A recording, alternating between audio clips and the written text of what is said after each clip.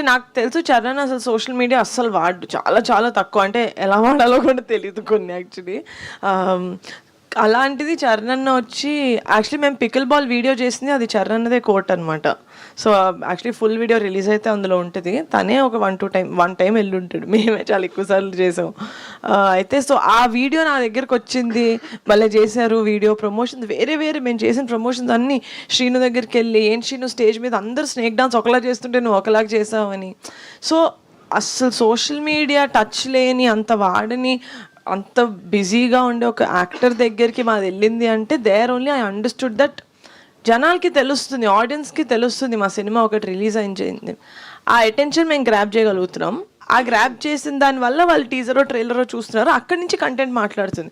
So Charan అన్న చెప్పినప్పుడు నాకు అదొక వ్యాలిడేషన్ లాగా అనిపించింది, ఓకే మనం వెళ్తుంది, మనం అనుకుంది అవుతుంది అని. So the biggest compliment that he gave was, మీరు ప్రమోషన్స్ బాగా చేస్తున్నారు, మీ వీడియోలు బాగా అవుతున్నాయి కదా, మీరే చెప్పండి మరి పెద్ద డీల్ అవ్వట్లేదని అని. సో సంతోష్ గారు సంతోష్ వచ్చారు.